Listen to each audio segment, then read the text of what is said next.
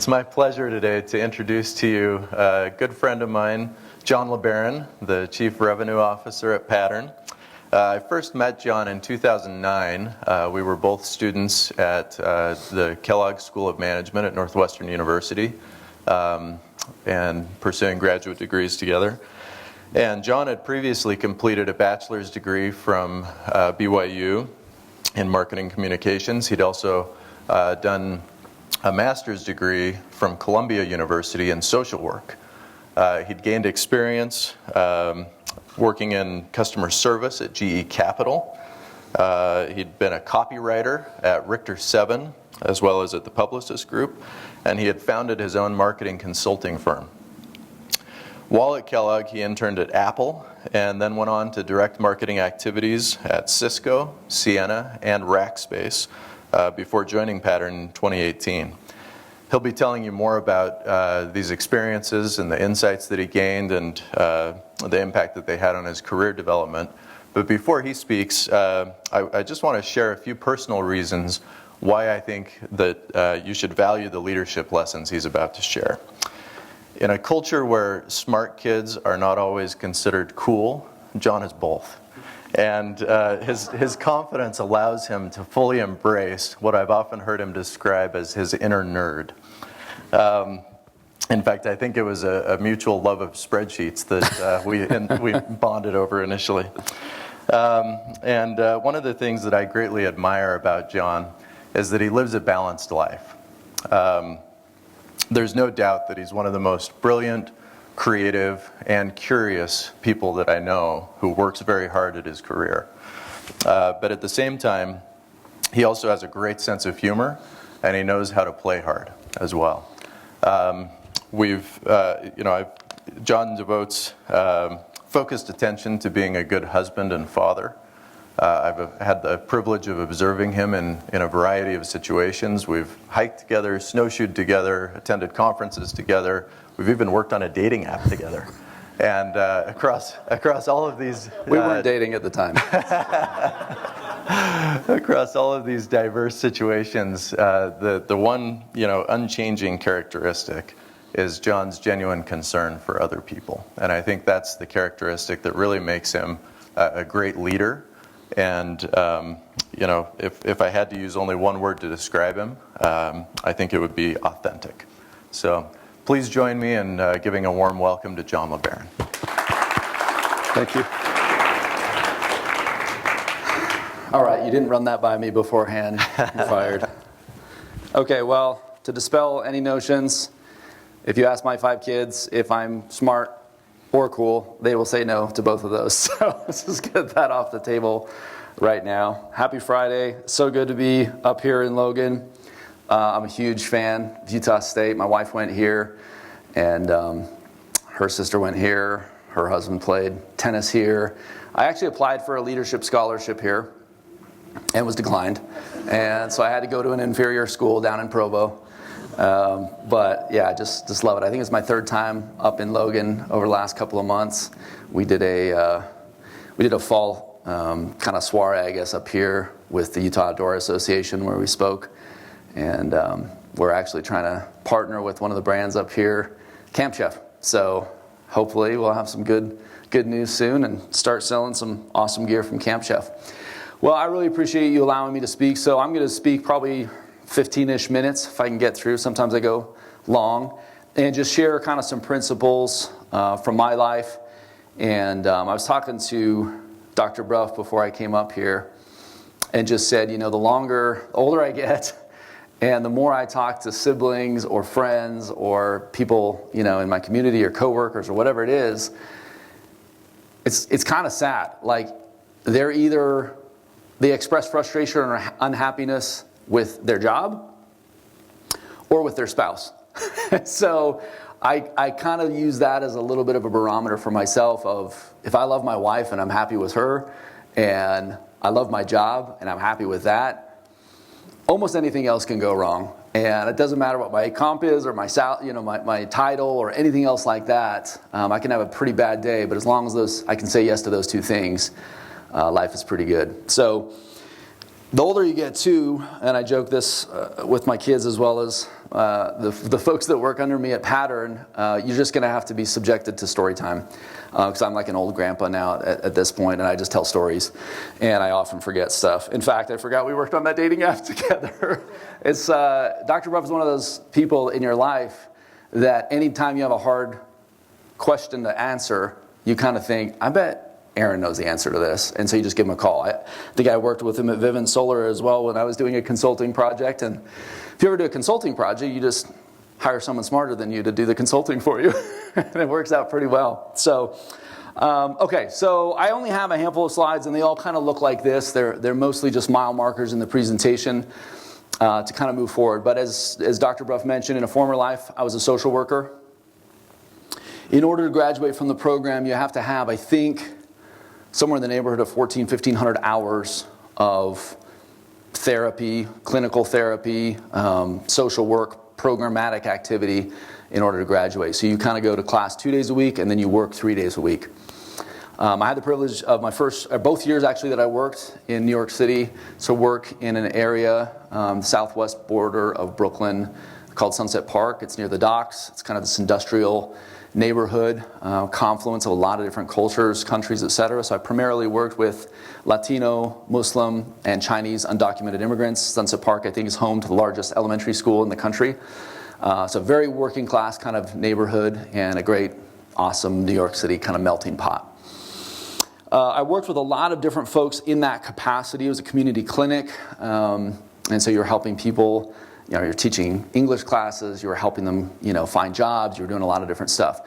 These two women that I worked with, and we'll just call them, Fernanda and Luisa, they both came with a very similar kind of challenge. Neither of them knew of each other's existence, but every week they would come in and we would work through challenges that they were having. And the main primarily kind of presenting problem that each of them had, unfortunately, was domestic violence. They were both victims of domestic violence in their home.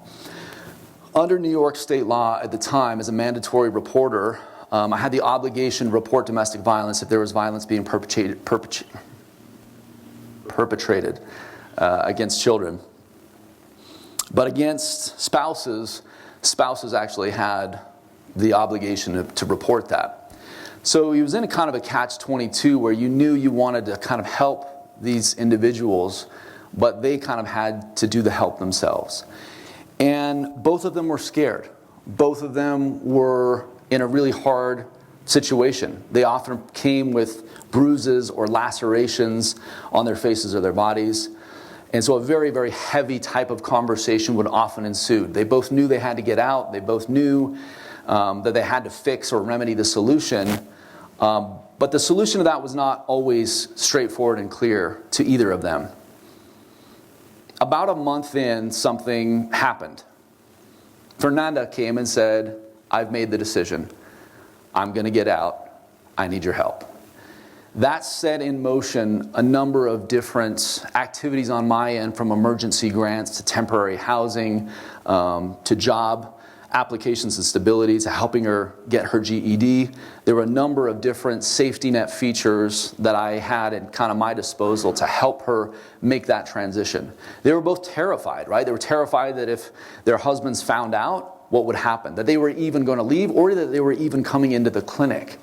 That was compounded by the fact that they were undocumented immigrants. Would they get deported if they reported? Would their husband get deported and then they would lose kind of that breadwinning aspect of their lives? Would something happen to their children? Would their children be taken away from them? So the complexity of these challenges is just so overwhelming, and especially if you're living in a country that is not yours, your home or origin. But again, for Fernanda, a lot of things changed that day for her. We set a date, we programmatically scheduled everything so that everything would kind of go off of a hitch, and eventually she did make that transition, and she stayed safe and was able to kind of, quote unquote, embark on a new chapter of her life. For Luisa, that day never came. She kept talking about it, saying, I know I have to do this. I know I need to move. I know I need to get out of this relationship. And the most that I could do was kind of continue to support her and walk through the implications of making a decision or not making a decision in her life. And so that it was a really good lesson for me that early on in my career and in my life, of what you kind of see on the slide here of being the architect of your change. Fernando was absolutely that architect. And the reason I like architect versus, you could think of another, kind of synonym here, maybe author. If you're the author of your change, you can kind of like dream up whatever you want, right? It's fiction, it could be nonfiction, it could be fiction, you can do whatever you want. Architects actually have to stay within the bounds of reality, right? If you're an architect, you still have to know engineering or mathematics. You still have to actually deal with gravity. You still have to deal with a budget.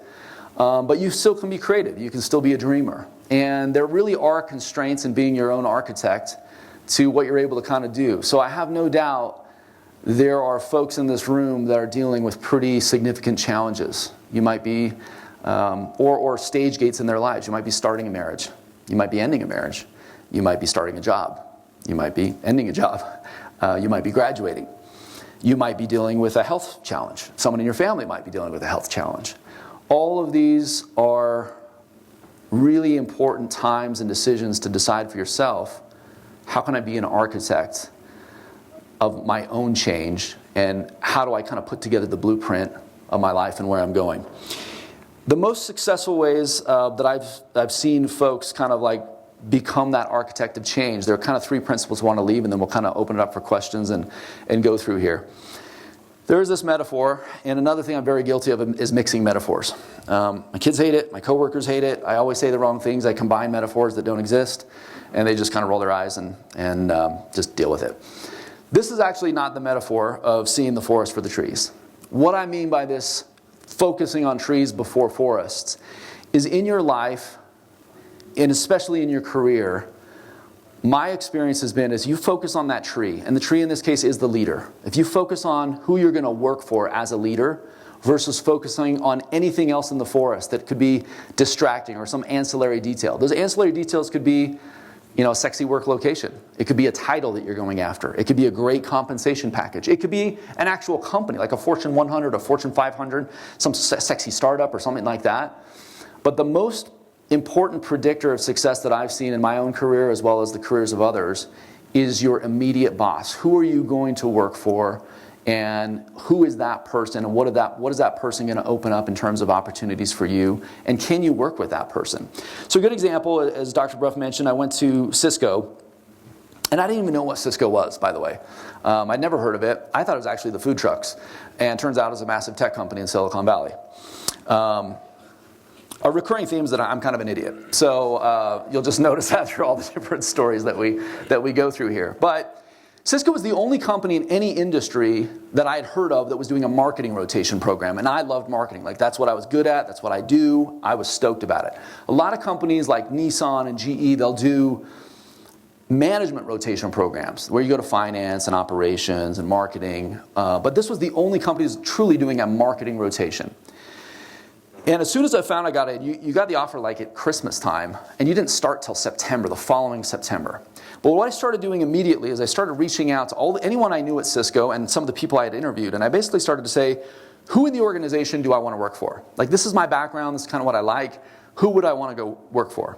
And this name kept coming up. His name was Robert Ossie. And I was like, okay. Everyone's like, you got to go work for Robert, he's great. So I finally got a hold of Robert, and I said, Robert, my name's John. I'm going to be coming to Cisco in like a year. I want to work for you. And I said, I'm in an MBA rotational program, and I want to come work. And he's like, I don't even know what that means. I don't even know who you are. I don't even know if I have a rotation available. And I said, well, if you find out, let me know, because I don't care what I have to do. Like, I just want to work for you. And he's like, okay, cool. Then I went back to the people that were running the rotation program, and I said, I want to work for Robert Ossie. And they said, who's Robert Ossie? And I said, he's this guy, because Cisco has like 70,000 people. He's this guy that works over in small business, and I want to work for him. And they said, well, we don't even know if he's going to get a rotation placement. And I said, well, why don't you just give him one, and then I can work for him? And they were like, well, why don't you find out like what the description of the rotations are? We're going to send these out. You'll get like, and there were 12 rotation, MBA rotation folks, hires that were, from Stanford and MIT and UCLA and Michigan and all these other great schools. That were all going to be landing in the fall. And they said, why don't you wait? You don't even know what group. There's going to be branding and advertising and PR and analyst relations and all these other areas. And I said, listen, I don't care what I have to do. or I can sweep floors, like just let me go work for Robert. So fast forward 9 months, I end up working for Robert. Fast forward another 3 months, and I go have like my first kind of reunion with this MBA cohort, and all sorts of people are upset, right? Like, oh, I thought what I was going to be doing, the description that they gave me isn't really what I'm doing, or oh, like the boss that I wanted to go work for went on maternity leave, or I've been kind of bounced around, or I'm not getting attention from these people, or I'm just really getting stuck in what I'm trying to do. For me, the whole goal of this 2-year rotation was to get promoted out of it to the next layer. Within 4 months, Robert and I had just gelled so well that the leader of his basically group was going out, and he said, John, do you want to just take the spot? And I said, well, in order to take the spot, I'm going to have to drop out of my whole program, which is why I came to Cisco. But if you want to promote me out of the spot, yeah, because that would fast forward my career for 2 years. And he's like, we can't do that. I'm like, I think you can. And he said, no, I really can't. And I said, well, who's your boss? Who can? He said, the VP would have to approve it. And if you're a VP at Cisco, you're like a god. But there was this woman named Amanda, and I went to, and she's like, John, we've never promoted someone like this in 4 months. And I said, okay, fine, I'll just stay in the program. But if you want me to get out, like, let's just make it easy. I'm just replacing, the job I'm taking is done by someone with this title or with this role. And she said, okay, fine, let's do it. So that got me out of that program for the next 2 years. I worked for Robert for the next 3 years. He moved to another company. I followed him to another company. He was my direct manager for like 6 years. Amazing, like still the best mentor I've ever had. And if I wouldn't have focused on that tree and been distracted by all these other things in the forest, I never would have gotten to the spot where I am today. And he taught me so many leadership lessons. He was an advocate for me. I think he got fired because of me. Like there's a lot of just like he was really, really great for me and for my career. And so anytime since then, I've always focused on who is the person I'm going to be working for. I don't care about any other things. If that person is amazing, great things will happen for me.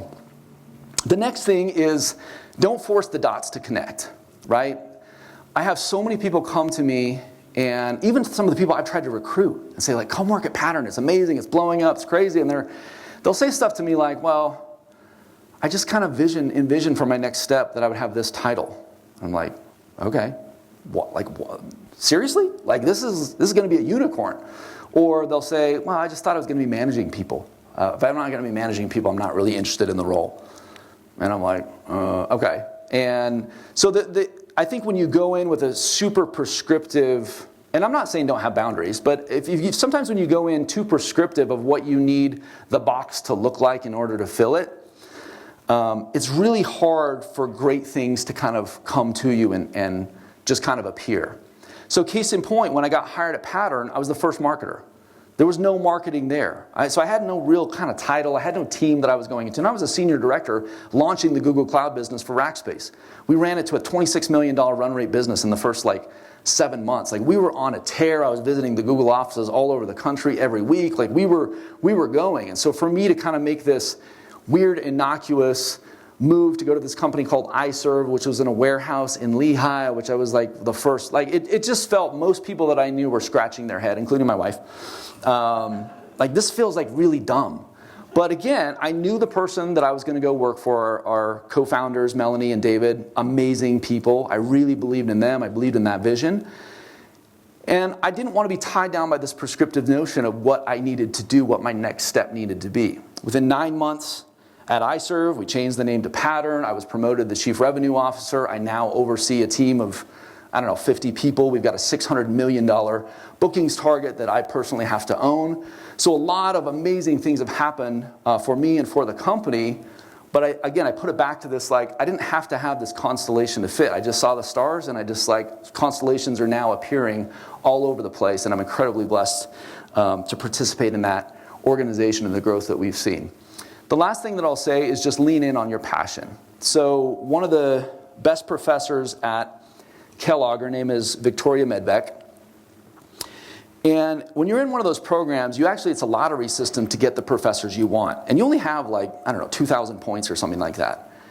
And you have to spread all those points across all the professors you want. Victoria Medbeck's class, to get into her class, it took 1,900 points. So you basically had to blow all of your, and then have a bunch of I mean, crappy is kind of like not fair probably, but yeah, the crap professors. Then you had one really good one. So I never got to take her class, but I did sit on a lunch and learn. She said something really interesting. She said, invariably, you're going to get asked this question when you go interview out in the world. And the question is going to be something like, what are your biggest weaknesses? She said, please do me a favor and do not say something stupid like, I work too hard. That's my biggest weakness. Or I'm just too attractive. Or I just have too many friends. Or something dumb. She said, weaknesses are invariably the inverse of strengths. They're just on a spectrum. It's just on a continuum. So if you get asked that question, start with answering your strength. And then talk about the inevitable, inverse of that strength, which is a weakness. So for me, I'm very good at entrepreneurial, kind of like gut instincts. I do very well with the tolerance for ambiguity. If you tell me there's a problem I need to go solve, but you don't know how to solve it, and you don't know how long it's going to take, and you don't know where to start, give that problem to me, and I will crush it. Now, the problem with that is like I'm like a rabid dog with some bone that's buried out in the yard. I'm just going to go chase it, and I'm going to start digging, and I'm going to find it out. I don't often come back to return and report on how it's going. What did you find? What's the progress? What is the goal? Like, or what is the whole, what is the strategy you're going to use to accomplish it? That is like a weakness. Once you acknowledge the inverse of that strength, then talk about how you've addressed it, right? So for me, every organization I've been in, once I get that kind of like goal, and they've all been these intrapreneurial or entrepreneurial type of pursuits, I've had to set up weekly or bi-weekly recurring meetings with the key stakeholders to force myself to go back and kind of return and report and show them where we're at, how long it's going to take, how much it's going to cost, what we expect to get out of it. That is not natural to me. And so, again, I would just say the same thing is for you. You're going to get in that same position and follow that advice of Dr. Medvec. Once you get into that role, the opposite is true as well. Hire a supporting cast. Hire great people that complement your weaknesses. Because largely your strengths will complement their weaknesses because of that paradigm that I just told you about. So I have surrounded myself with crazy, detail-oriented, organized, process-driven types of people that really create this amazing supporting cast for me. The last thing that I'll say on this point is I interned at Apple when I was doing my MBA. If there was ever a time to get super excited about the forest around you, Apple is that place. Steve Jobs was still at the company leading it. He was doing intern, like lunch and learn sort of stuff like this. It was amazing to like be at the feet of these amazing, luminaries from Silicon Valley. Johnny Ive, Tim Cook, all these amazing folks were coming in and kind of teaching us, right? I was working in an organization, though, within Apple called Apple University. Steve Jobs had personally recruited Joel Podolny, who was the dean of the MBA school at Yale, to leave academia and go lead this effort. And Joel eventually became the head of all of HR globally at Apple. But yeah, there were Harvard professors and Stanford professors and all these folks trying to decode what makes Apple Apple. And that is what we spent our summer doing, and they created this app on how to hire people and promote people and fire people that weren't like a good fit with the DNA of Apple. So it was just fascinating. They were launching the iPad that summer. The iPhone 4 was coming out. Like, it was a great time to be in the proverbial forest. But for me, I was like, this is more like HR. This is more like, internal branding or something, or training. This is not marketing. This is not my passion. And that's what led me to a company I'd never heard of, which was Cisco, which turned out really, really well. So I would just say, again, lean into that passion. Find out what you're ever good at. And this just ties back to like that whole constellation notion. If you're just doing finance because you heard from some parent's neighbor or something like, oh, just do a business degree, or just do whatever, and you really want to do, fine arts, or you really want to do advertising, or you really want to do, humanities, or you want to do social work, go do that thing. Get whatever you're excited about, do it. Because largely, whatever you're super passionate about, that will come through. And if you're not really into that prescriptive mindset, you probably can go from advertising to social work to business to becoming a CRO. I never would have dreamed that I would be at the spot where doing what I'm doing today. And it's not because I didn't have a plan, but it's because I was flexible on that plan, and it all kind of came to me. So that's the last kind of slide that I want to share with y'all is be that architect of your change.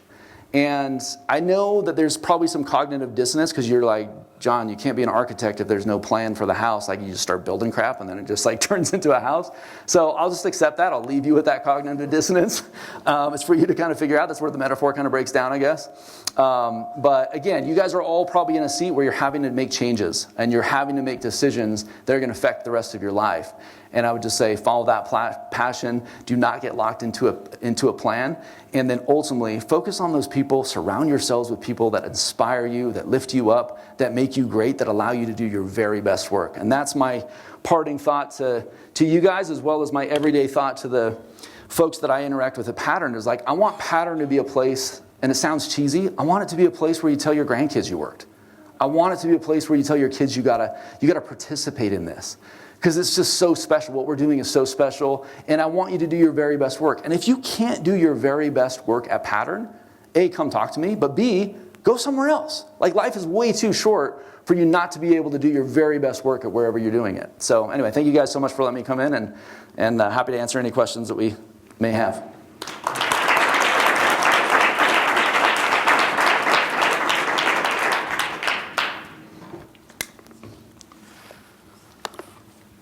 That was awesome. So I think the way this is going to work for the next few minutes is I've got a few questions while you've got some questions that are kind of going through your mind and you're formulating those. I'm going to just interview John for a couple of minutes, ask him some things, and then we'll open it up so that you guys can ask questions as well that are on your mind, and we'll send a mic around. So John, loved what you said about the stories that you told about, being an architect of your own change, and the story you told about the two women that you worked with in New York, the experience finding Robert as a mentor. I want to dig in a little bit on that mentor idea because you've obviously found some great mentors throughout your career. You've also, I think, I know has been a great mentor to a lot of people.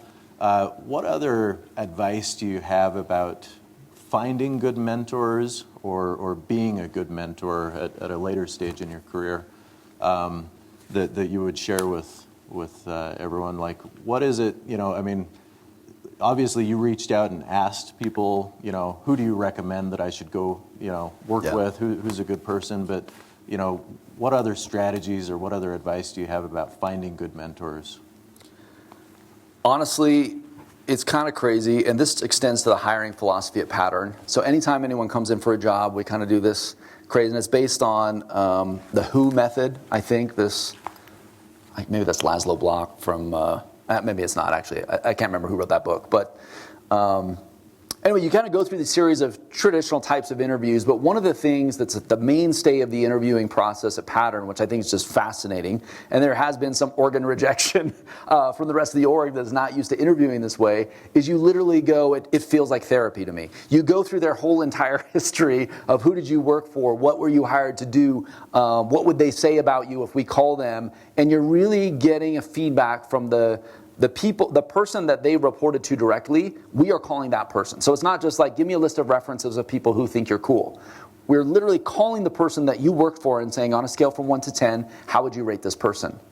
And the crazy thing is, if they say anything less than a 9 or a 10, you're kind of screwed. You probably won't get a job at Pattern. Maybe an 8, right? Because some people are like, I never give anyone a 9 or a 10, so 8's good. But really, it's a fascinating way to kind of deconstruct the people. Like, I can't detect. Some people are very good at interviewing. Some people are very bad. It's very hard in half an hour to kind of decode, is this person legit? Can they do the job? Can they survive here? But the person that you worked for anywhere from 9 months to 9 years, if they say you're amazing, if they say you walk on water, if they say you'd be crazy not to hire this person, then you have someone pretty amazing on your hands. And I would extend that to mentorship as well. And I often joke, I don't know if Robert would give me a 10. I don't know if I'd get hired at Pattern now that we implemented this whole thing. But usually people, again, all those people I talk to, it was pretty easy to you got to go talk to Robert. And I don't know anything about Robert, and they don't even really know anything about me. But the fact that they were such vocal advocates for him made me be like, this guy must be amazing. Like, I just got to go work for him. So I don't, the message there is not necessarily be a stalker and go like back channel everyone that you want to necessarily talk to, but it's just this general principle of like amazing people leave just goodness in their wake. They lift people up. They're humble. They're not self-serving. They're enablers. They're facilitators.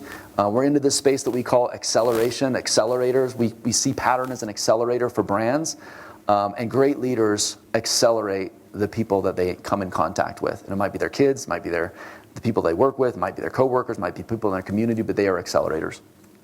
That's great, thank you. And let's kind of continue right along that stream of talking about how you do acceleration at Pattern. In case those of you who are here aren't as familiar with Pattern, it was recently named by Inc. as one of the best-led companies in North America, in the U.S., and by Deloitte as one of the fastest-growing companies in North America. You're quickly headed towards doing $1 billion a year in annual revenue. Have raised over $275 million since being founded in 2013. The company is valued at $2 billion, has over 1,000 employees in over 22 countries. To what do you attribute these kinds of phenomenal achievements, and what are you doing at Pattern to help build better brands? Like, tell us a little bit more about kind of your role and what Pattern overall as a company is all about. Yeah, you bet. So at Pattern, the business model is basically, think of anything you buy on Amazon, that's a potential customer for us. A lot of people don't know this, but what you buy on Amazon usually is not sold to you by Amazon. They're sold by a third-party seller. So about 60% of all goods you buy on Amazon are actually coming to you from a third-party seller. We call those people marketplace sellers. There are 9 million marketplace sellers. We think Pattern is probably the very biggest at this point. We're definitely in the top 3. And if any of you ever bought like a phone charger or a case or something from a company called Anker, A-N-K-E-R, they used to be the very biggest on Amazon, and Amazon just sent us a note and said it'll be past them. So the net is we're massive. $1 billion is no small feat. But at the same time, Amazon does over $400 billion in what we call GMV, because it's not all their revenue. Some of the revenue is going through those marketplace sellers, but we call it gross merchandise value, over $400 billion a year. So really $1 billion is kind of like crappy. We're not worth $2 billion because we're amazing. We're worth $2 billion because the category is worth $6 trillion. And I know when I start to say big numbers like that, it's very hard to like even wrap your head around. What do you mean the category is 6? So all the things that people buy online throughout the world today amounts to what is like the GDP of e-commerce, the GMV of $6 trillion. To give you context, all the annual revenue that goes through Qualtrics and that experience management category is about $6 billion. So the category Pattern plays in is 1,000 times bigger than the category Qualtrics plays in. Now, Qualtrics is worth $23 billion. Probably less now, actually, because whatever. It's like we've had a crazy stock market run for the last couple of months. But, and that's about the size of Delta Airlines, right? $23 billion, like Qualtrics is valued at the same of Delta. Do you know how much the categories that Delta plays in? Global travel, it's like $400 billion. You know what else is $400 billion? Online apparel. Just online clothes, $400 billion. That's not dog food. That's not deodorant. That's not anything else, electronics, not just clothes. Online grocery is supposed to be $100 billion in a year or two. So it's just, you're playing in these vectors of massive swaths of the GDP encompass. And the other thing that's kind of mind-blowing, sorry to go off on like a tangent here, but if I were to ask you guys, and maybe let's just do this right now, what % of all sales in the US today go through e-commerce? Think of all the purchases you guys make. How many are made online versus like in a store versus, any guesses out there? 40, 50%. Okay. Any other? I was going to go higher, like 60, or it could be like 2/3, like 66%. Okay. Anyone else? It's 21. 2 years ago before COVID, it was like 16. So it's kind of wild when you talk to especially Gen X, Gen Z, millennials. It's like, what? That can't even be possible.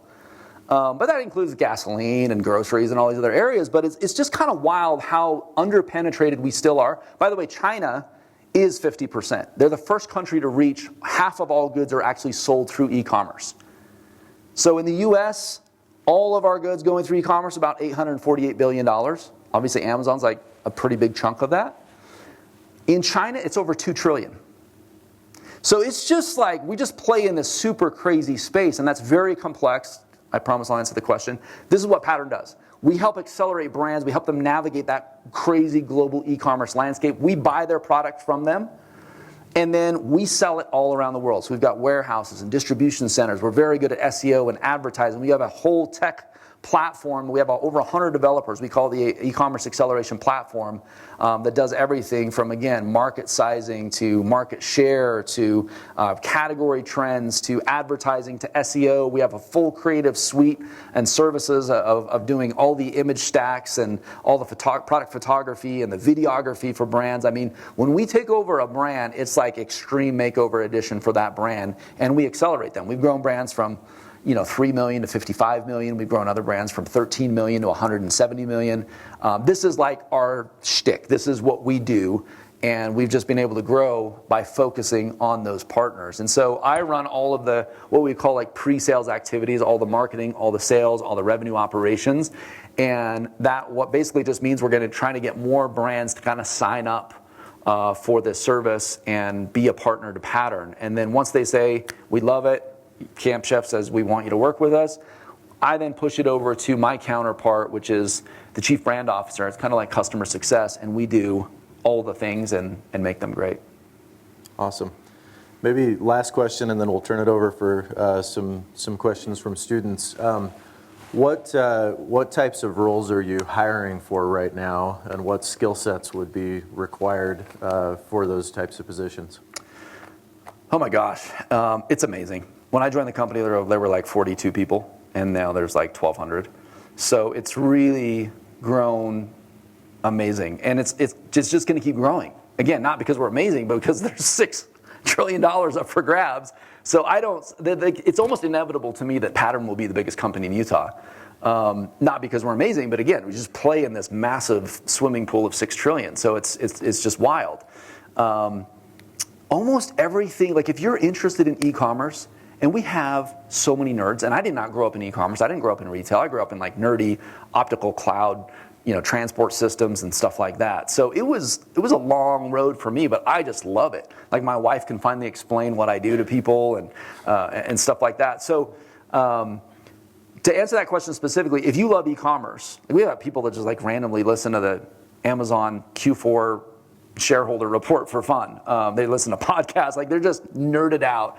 But that includes all those kind of functions. So it's like if you like advertising, if you like SEO or digital marketing, if you like trying to build D2C sites like Shopify, Magento, all that stuff, because we do that for some of our brands. If you like Amazon, if you like any inner workings, if you have a desire to eventually start your own company or start to sell on Amazon, getting in the weeds at Pattern would be an amazing way. If you like technology, if you have dev skills. I've got people on my RevOps team that are like coding in Python and scraping, we scrape 5.5 billion rows of data every single month. We've got detailed transaction data across 300 million products. We're actively monitoring 3 million keywords a day. We're making 70 million bid changes a year across our algorithmic advertising platform. So it is just if you like data, you like e-commerce, you like a fast-paced, moving organization, and if you like international, our CEO is like, should we just start sending interns all over the world to Sydney and Melbourne and Singapore and London and Dubai and all these other areas we operate? And I'm like, well, I mean, Lehigh's pretty cool too, but yeah, we could probably start to do that. So anyway, if any of those things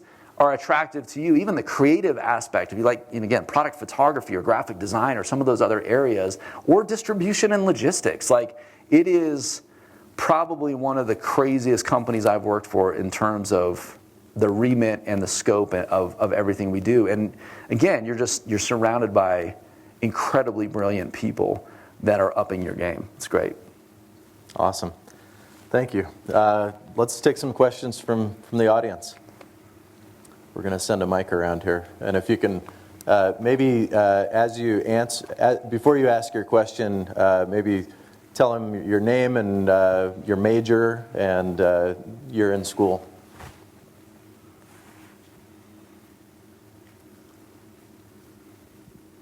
All right, well, my name's Justin Poole, and a little bit more.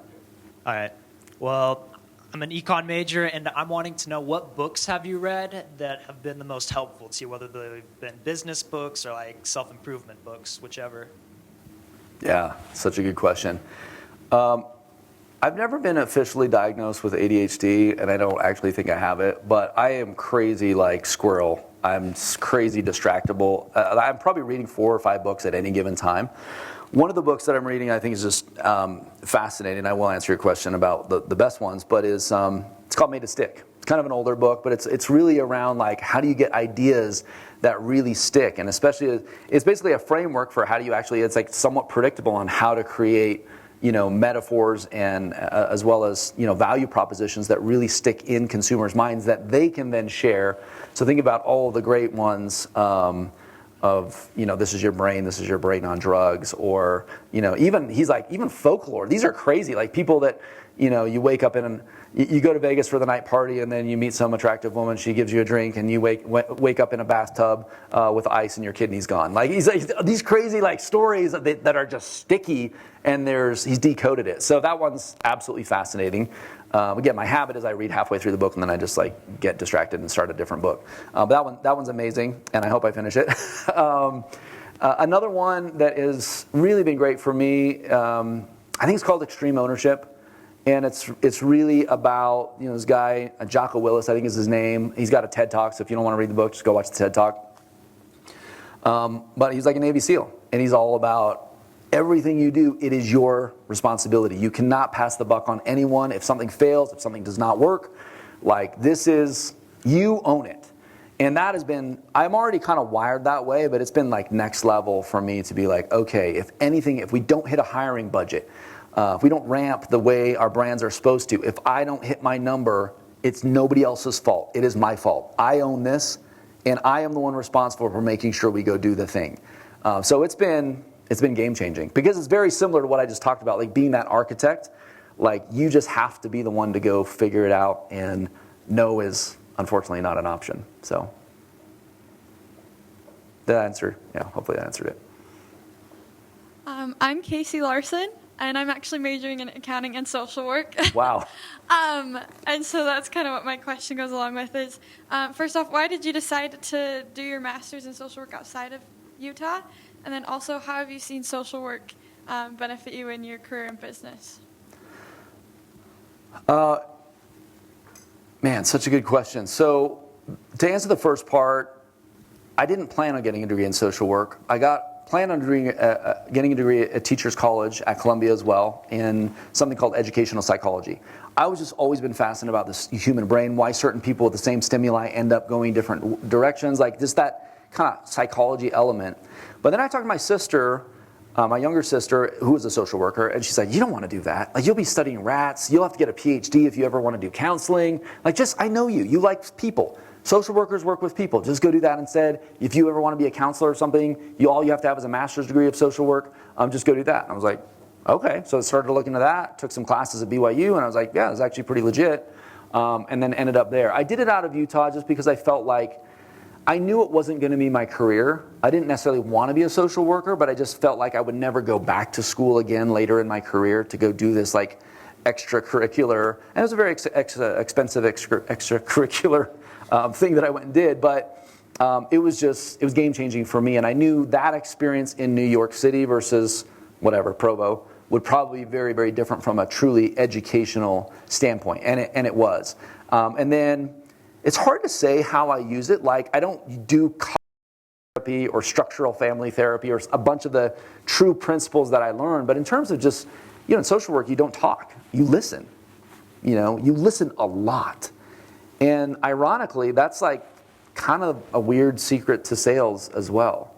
I had the sales guy that we hired from Amazon, and he was like the smoothest talker ever. I mean, you walked in a room and your mind was blown. Like, he was very, very good. And one time I talked to him though, and I said, I have no doubt you can talk your way into a sale, but I want to know if you can listen your way into a sale.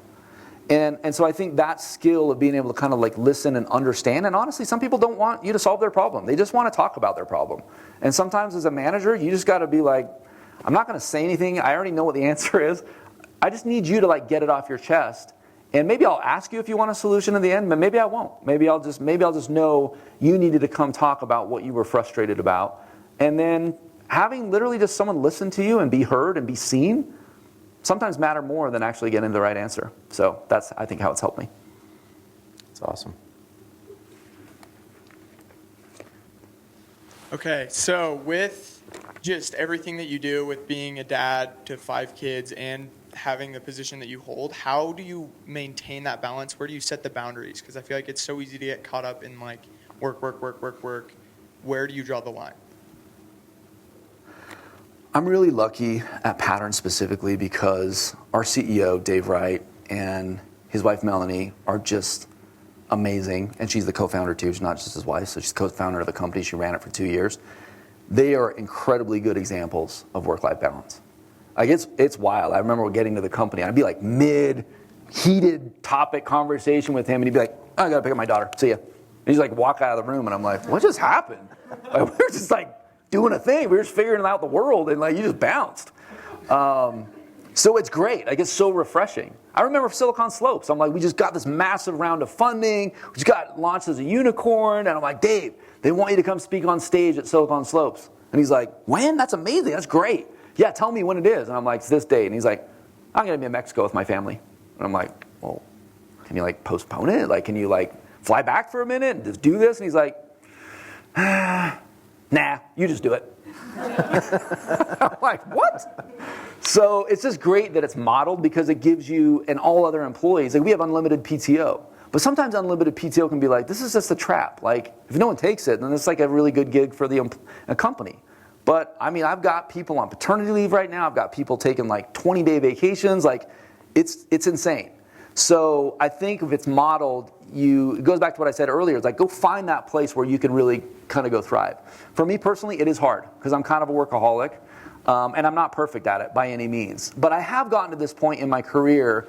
I have a really good friend that was a high-powered attorney at the San Francisco law firm. And he was telling me about this guy.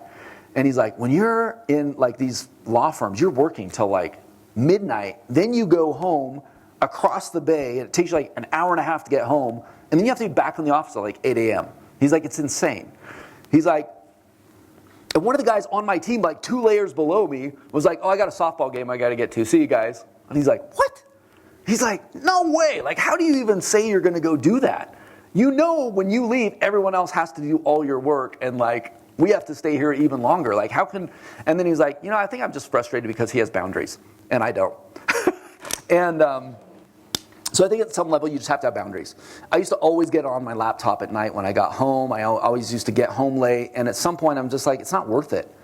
Yeah, there will be crap tomorrow that I'm going to have to deal with. Yeah, I may not hit a deadline, but I'm kind of over it at that point in my career of like sacrificing having to be with my kids. Do I miss some of their games sometimes? Yeah, absolutely. But I try to be there and try to disconnect from vacations. But I'll tell you, like 2 years ago when I went to Costa Rica with my wife was the very first vacation we've ever been on where I didn't bring my laptop. It was like some weird crutch, like emotional. Even if I didn't open it, it was like I just have to take it in case like the world blows up. And at the end of the day, I was like, I don't care if it blows up. Like let's just be here. Let's just be together. And I think something will. The world's not going to end if I don't take my laptop with me. So I think you just have to make kind of those little decisions that signal to the people that you love that you're there with them and that they matter more than your work matters or whatever else that you're doing. And then surround yourself with people that kind of support that decision because I guarantee you if I was working at McKinsey right now or Goldman Sachs or one of those areas, I would be surrounded with people who would not give a damn about my personal life. And if I'm surrounded at Pattern by people who do, it's going to be a good day. I've just got to add something onto that before we go on to the next question. I debated about whether to bring this up in the intro, but I've seen the spreadsheet that John uses to keep track of his interactions with his kids, and it's amazing.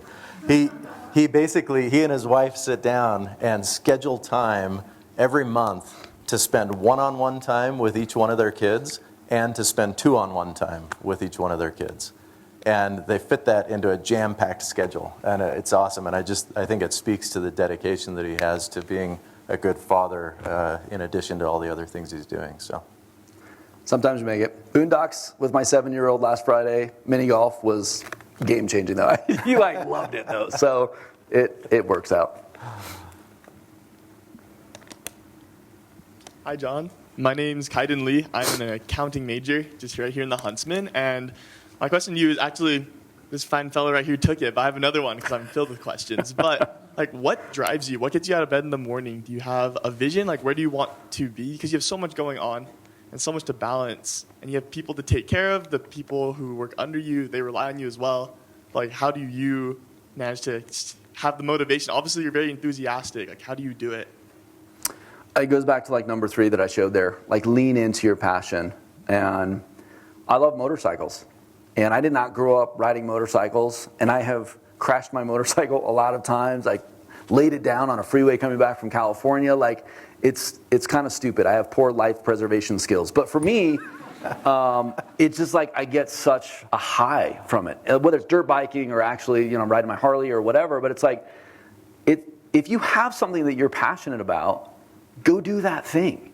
And I, again, liken it back to like, I love what I do. I love waking up every morning and going, like, it's kind of annoying because on Sunday I'm like, man, I just can't wait till tomorrow. I want to get in the office, like, just want to go do the thing. So I find myself incredibly blessed to be able to do something that I love because I'm surrounded by so many people that hate their jobs. And it's kind of, I guess, their fault in a way. I'm like, I can't solve that for you. You have to, and then just kind of go optimize for that thing. And I don't know why I'm wired that way. And trust me, there's tons of stuff at work that I hate, that I don't like doing, and it's not really about that. And there's tons of activities I do with my family. I have got 3 kids in competitive cheerleading, and I hate competitive cheerleading. It is like a rave party on steroids. It's like so loud and lights and people doing backflips, and I'm like, I can't even like see what's happening, and it's crazy loud, but they love it. And so I'm like, if you love it, let's go. Let's do this. And like, I'm stoked for you to figure out how to do your front tuck or punch or backflips or like whatever. Like, let's go. So I think, figuring out what you're passionate about and then supporting the passion of other people, I get such a kick out of seeing other people find and like lean into their passions too, because it's like we all deserve to kind of live our best life,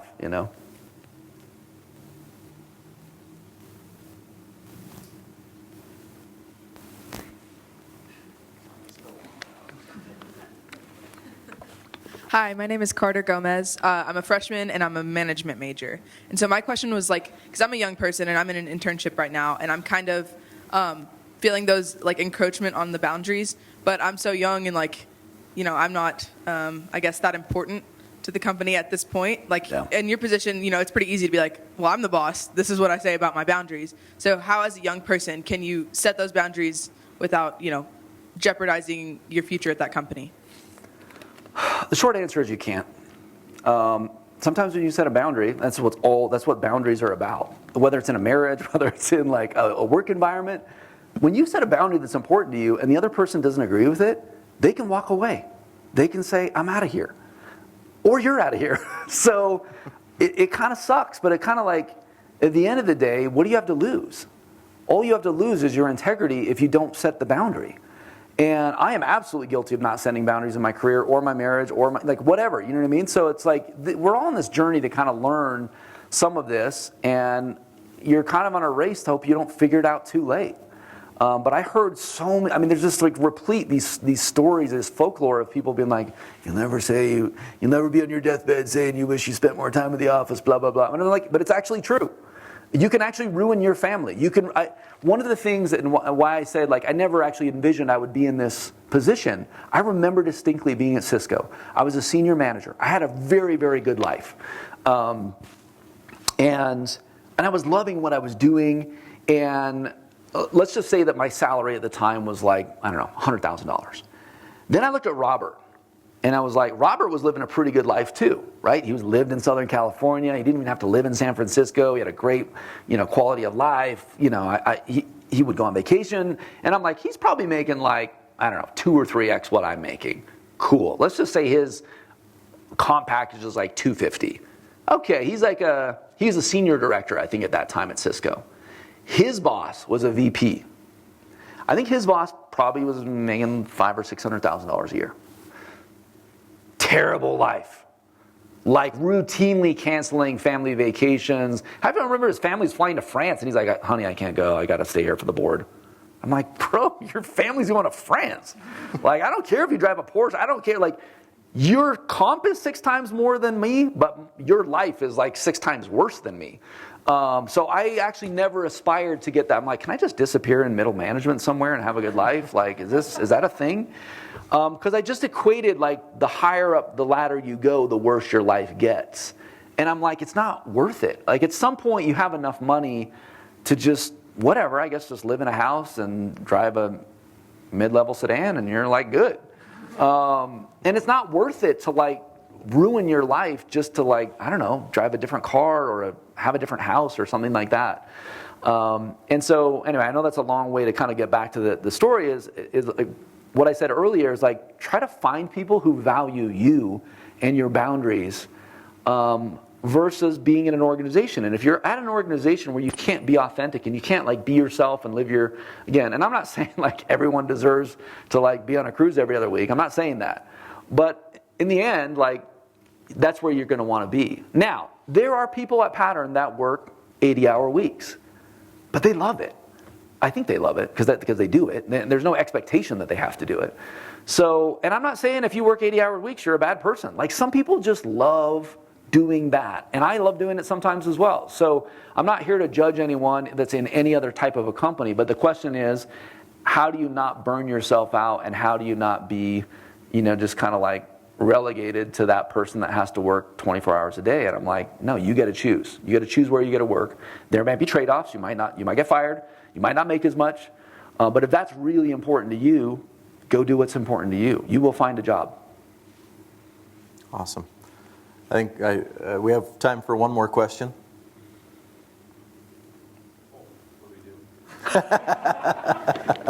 We can take time for 2 more.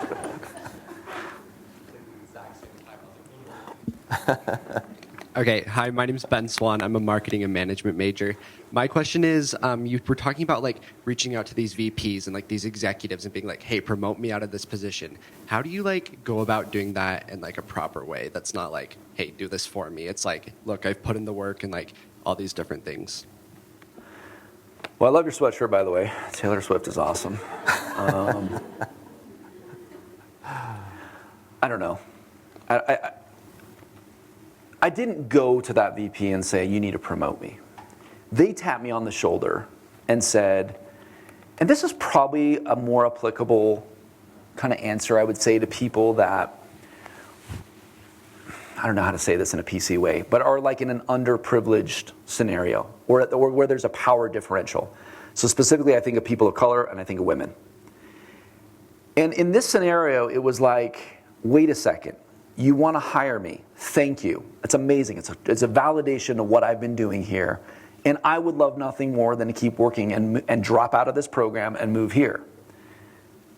At that time, the person that I was replacing was a grade 11. I was a grade 10, and they were grade 11 in the like salary crazy infrastructure of Cisco. So I'm replacing a grade 11.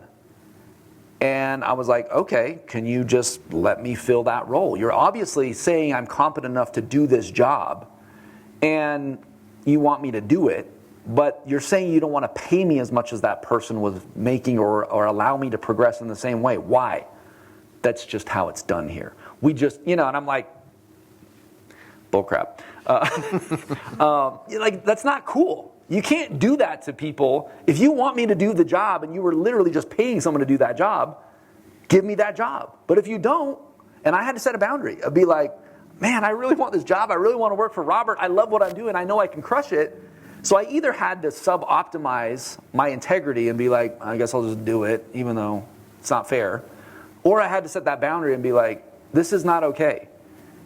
it is okay if you're going to pay me the same. If it's not, I'm going to have to say I'm out, and I'm going to have to probably go to some other job or rotation that I don't love nearly as much as this. And again, there's no judgment here on anyone who makes that decision, because it's actually would have probably still been a fine decision to stay there. But I decided at that point to kind of make that and escalate it until it actually worked. Do I do that every time? No, I don't. When I got promoted to be the CRO of Pattern, I didn't get a bonus. I didn't get a salary increase. I didn't ask for one. Because in a way, I was kind of like, what you're giving me in this opportunity is way more valuable to me than, again, making extra money. And I actually don't want to even tax the company. Like, I know we're a startup, and I know we're doing these great things. And like, what I get out of this, I think will work. And it has. Like, fast forward 3.5 years, I've been hitting numbers. I've been getting equity as I've been hitting numbers. Like, I've set some of those kind of conversations up. Like, hey, I didn't ask for anything, but if I do the thing you asked me to that creates tremendous value for the company, will you kind of meet me there? And again, I've been surrounded by amazing people like our CEO and co-founder Melanie that are like, yeah, we will do it. But if you don't do it, you're not going to get anything. And that's been painful, but it's also been amazing. So 2 times in the last 4 years, I've gotten within 1% of a target that I was supposed to hit, either to get to the thing or even to accelerate, because I've gotten even accelerators. Twice I've gotten in with 1% and I didn't get paid out. So it's painful, but it's very like, you got to do it to get it, and it stokes those competitive juices. Awesome. Last question. Okay, my name is Brooks Heaps. I'm an accounting major. I was just wondering, I definitely feel like at this point in my life, there's a lot of things that are coming that I feel unqualified for. And I imagine that maybe your past self, graduating from BYU, sitting here, be like, oh my gosh, like, how did this guy get here? Doing all that stuff. So I was wondering your thoughts or advice you have on dealing with that feeling of being unqualified, but taking positions you're unqualified for to have growth opportunities. Well, I feel like I've been lucky to be tapped on the shoulder for positions I'm unqualified for versus trying to go seek them out. And I think either actually can work. I just had on my podcast this guy from Chirp that's like a pretty young guy, and he's like, was their CMO, and now he's their, VP of product, and he's amazing, and he's a very, very young guy. He's like probably only a few years out of school, so he's just done great stuff. You're never ready. You probably never feel like you're really qualified. The 2 strategies for me have been acknowledge that you're kind of qualified, or like, don't fake it. Just like when my CEO said, I want you to be the CRO, I was like, sounds amazing. The problem is I've never actually done sales, so it's probably a really bad decision that you're making, and I probably shouldn't be in this role. And he's like, oh, you'll figure it out. But that gave me some like runway. The first year I didn't hit my number, right? And I made a lot of mistakes in that year. And I was open. I was like, hey, dude, anytime you want me to go back to this other role in marketing where I'm like super comfortable, fine. I don't like, there's no pride of ownership here. I'm not like, just know that this might be a little bumpy. And then again, for the next 3 years, we've just been crushing it. So there's that aspect of just kind of acknowledging that you're out of your depth. By acknowledging that, it forces you to acknowledge you don't know what you're doing. And you have to surround yourself with people who know what they're doing. So what did I do as soon as I got into that role? I made fast friends with a guy at our company that has been in sales for 20 years and hit his number every year and was like the best rep at all of Oracle forever. So it's like, I needed to learn from his craft, from his trade. He sat down, he guided me through stuff, he helped me understand. I hired a stellar VP of sales who's just like one of my favorite people. I've learned so much from him. So that's like the kind of secret is like mentorship doesn't end because you get another layer up. You don't have to always find people above you. The best mentors are actually usually below you. You're learning from people in marketing, from RevOps, or from these new grads or whatever. And so, and to the sides, right? Like Dr. Buff's been a great mentor for me. I've learned a ton from him. So I think humility and the ability to acknowledge you don't know what you're doing allows you to like fix that problem and learn what you need to know. Because if you kind of keep it a secret and you're like, oh, no one knows I'm like a fake, or no one realizes like I'm just like that imposter syndrome, If you try to hide it, you actually won't learn the things you need, and you might get fired, or you might do something worse for the company than you could have. So anyway, hopefully that makes sense. It's been a great ride for me, and I still feel somewhat unqualified, but at least now if I lay down my motorcycle again, everything's in place. Like the world will keep turning, and I've hired tremendously capable and brilliant people that will just probably do a better job than I would do. Well, it's been so great to be here and hear the insights that you've shared. I think one thing that hopefully has come through is that John focuses on the things that are most important, and I think that's people, and you can tell that pervades every aspect of what he's talked about today. And we were standing here to the side before we came up on stage today, and I said, "What are you hoping to get out of today? What do you want?" And he said, "Well, I remember sitting in those seats, and I think big changes can come from very small things." And so I think it's awesome that all of you have taken the time on a powder day like today, when you could be up skiing, a Friday when you don't have classes, to be here with John. And I'm grateful that John decided to come too. He's a skier, and I thought, uh-oh, it's a powder day.